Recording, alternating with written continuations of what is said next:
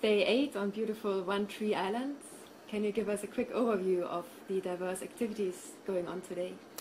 Yeah, there are many things going on. The main one that I was involved with is we're trying to set up an alkalinity enrichment experiment on this border zone between the first lagoon or the second lagoon, where the first lagoon has a higher sea level than the second lagoon. And then there's also a project involving sea cucumbers, because sea cucumbers ingest carbonate sands, and in their digestive system it's acidic, or at least more acidic than the ocean, and it causes these carbonate sands to dissolve. And so one of the questions there are, if the seawater becomes more acidic, will the gut of the sea cucumber also become more acidic? And then Jack has been in the laboratory doing the alkalinity measurements, and Sarah and her colleague have been out trying to map and ground truth the satellite data. So it's been a busy set of activities here. So part of the alkalinity measurements, I believe, were taken from probes out on the border region, right? So what did we do there today?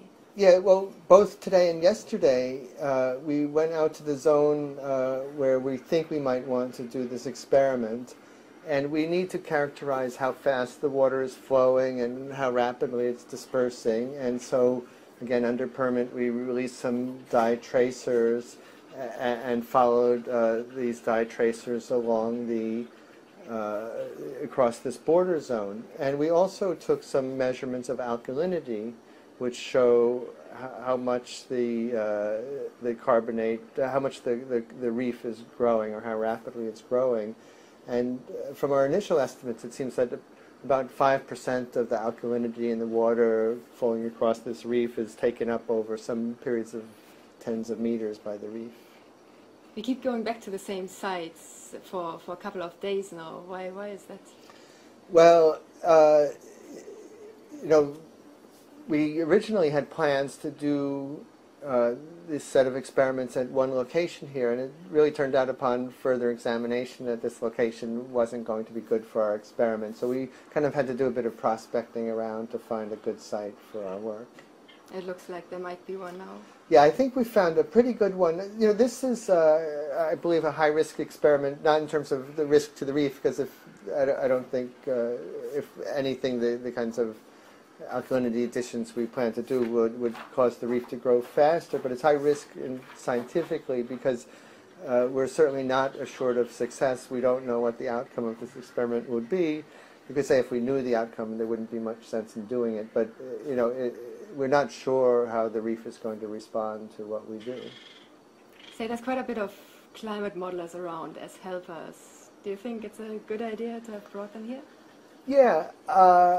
I mean, first of all, I'm mostly a climate modeler myself, so I certainly think for climate modelers going out into the field is good. But I especially think that it's important to be in touch with observational data, because there's a tendency to either trust the data too much or even perhaps trust it too little. And I think when you see the complexities of what's involved in data collection, you realize that, you can usually, if the measurements are done well, you can believe the measurements, but whether you can believe the interpretations based on those measurements, you start understanding all the kinds of things that can go wrong in doing an experiment. Not that things are going wrong in this one, but it's a challenge to get everything to go right. Mm-hmm. And I can tell you they're certainly learning a lot here. I think everybody who's involved in this kind of work is learning a lot, and I think we're working hard and having fun and doing good science.